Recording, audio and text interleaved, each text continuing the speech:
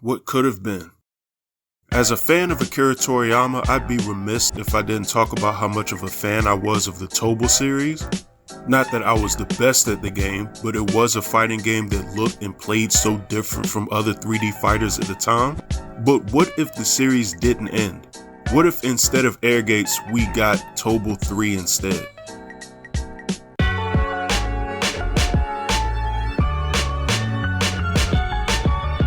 Okay, so full disclosure, my discovery of Tobal was on the old PlayStation demo discs.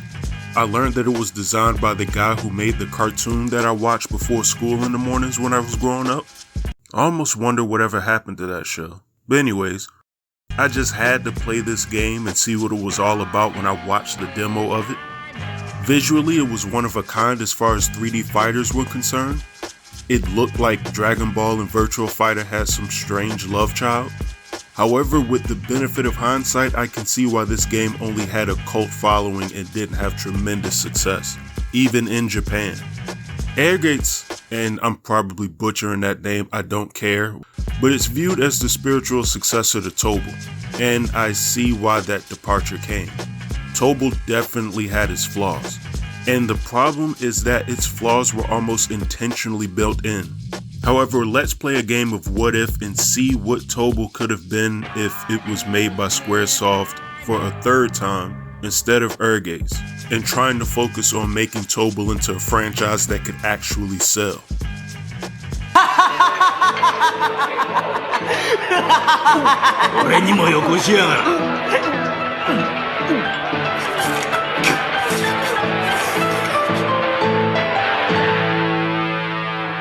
Now, gameplay-wise, the things that Tobal should have kept were, for starters, its grappling system. The free movement and grappling were some of the standout features of the game, and I think they should have doubled down on this a little bit more. Maybe added even a few more throws and reversals into the game, or possibly even like a joint lock system. Something that would have been a precursor to like functioning MMA game mechanics even in the late 90s. The quest mode was also interesting and could have made a return, but maybe it could have been a tad bit more expansive. They could have turned the quest mode into almost a crazy mini game of sorts, not you just running around in a basement fighting monsters off. They didn't need to make it too crazy. I mean, it's still a PlayStation game at the end of the day, and we're talking the late 90s. But it couldn't have gotten away with a little more replay value if it had more use out of the mode than what it did. Having quest mode function as an RPG hybrid could have helped the game stand apart from, say, Tekken or Virtua Fighters of the time, or a Kensai Sacred Fist. We already know Square knows how to work on RPG games. I believe they've made a few good ones over the years. However, a smaller mini version of a fighting game RPG hybrid in Tobal could have been golden. Now, something that would have piqued my interest and maybe something to entertain for the future of Tobal if the franchise could have survived, maybe later on PS2 or even Dreamcast, is the possibility of cell shading, considering that they had Toriyama's character designs. That's a look that would have been way ahead for fighting games, even far before even Dragon Ball's Budokai series. Not sure how possible that would have been at the end of the PlayStation 1's lifespan, but again, for a PS2 or Dreamcast game in '99, it could have worked. Graphically, Tobal was tailor-made for an anime or cel-shaded look. If not that, possibly just enlarging the roster in general, I think would have helped this game out too. Remember, this was the era before DLC and microtransactions. Here, you could still beat the arcade mode and unlock new characters. Or maybe this could have been yet another use of quest mode, again outside of just unlocking hundreds of monsters at a time. Yes, the original Tobal game's roster count was around 100 characters solely for that reason.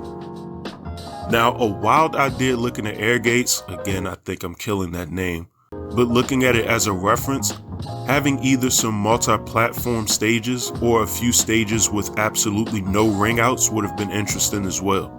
Taking the player's ability to rely on ring outs, match in and match out would force different strategy and learning into how you approach the game overall.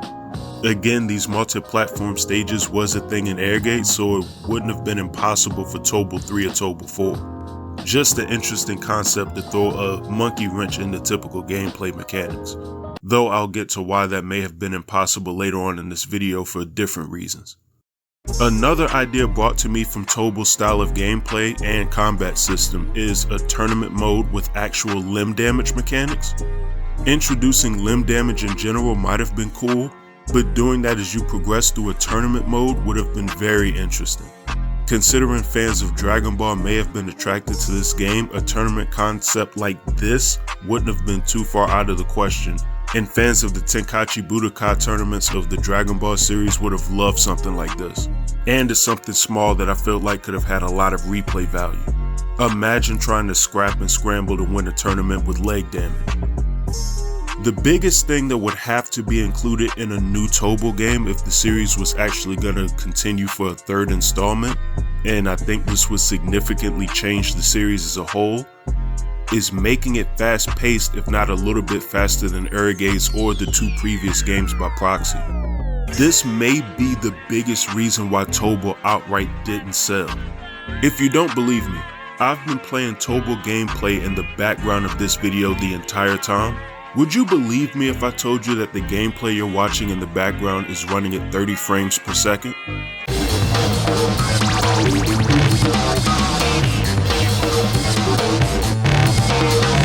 Yes, the frame and animation speed of modern 2025 games is what Tobal was running on in the mid-1990s.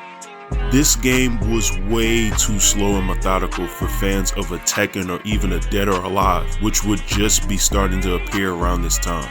So to me, the challenge to make this entire series better, much less the game, would be speeding up the gameplay to make it more appealing and even friendlier to casuals, while still kind of retaining the chess match feel of its gameplay. Tobal is way too grounded to be this slow. Now, the Tobal series was defined by four things: free 3D movement, the grappling throw counter system, stamina and positioning over aggression, and their semi-realistic combat, despite the ridiculousness of Toriyama's art style. I love it to death, by the way. First things first, they needed to reduce the startup and recovery frames on light attacks and movement as a whole. I shudder to think how this game would have looked if it ran at 30 frames per second like most games around this time. Again, this game had to be faster. Animation cancels would have been a slight plus as well, like a jab, step cancel into a throw, something to slightly break some of these long and slow animation triggers in the game.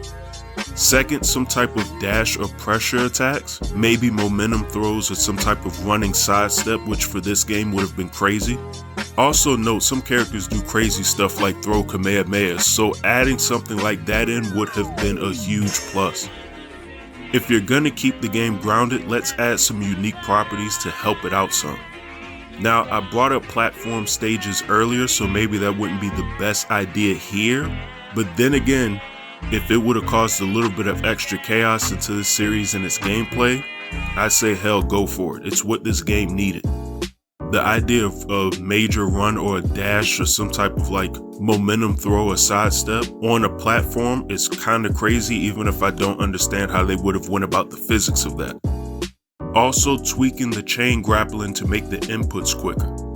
The game functioned with a sort of grab, direction to strike sort of chain throws.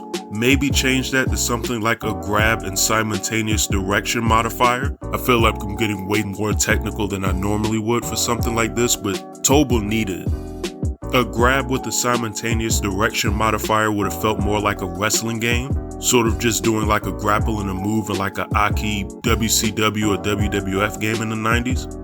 Also, to help quicken up the gameplay with the amount of inputs that you have to do. Also, speeding up the stamina and quickening the stagger states in this game would also have helped out a lot. Anything to where it didn't feel like you were fighting in zero gravity. A blend of Virtual Fighter and DOA would have been the direction SquareSoft should have been aiming for, in my opinion. Again, to be clear, Tobal wasn't slow because it had to be. They chose to make it this way. In the emerging world of 3D fighters, that wasn't gonna cut it. This game had to be faster. And looking at it, it looks like it should be faster when you look at some of these wacky character designs. Keeping it grounded and realistic is fine, but the game still cannot afford to be as slow as it was. All in all, I feel like the Tobal franchise had some potential, but the speed of the game killed any and all momentum that the game could have had. Not everybody is going to be drawn to Akira Toriyama's sort of design style, especially in the 3D space in the mid to late 90s, so you couldn't have any major flaws with the gameplay as well. You're just shooting yourself in the foot way too many times. But that's just what I think. Could these changes have even helped SquareSoft turn Tobal into a superior fighter, or was this franchise just sadly always doomed by design from the start? I don't know, you tell me. In any event, like and subscribe to the channel if you haven't, and you all have a good one, and I'm out.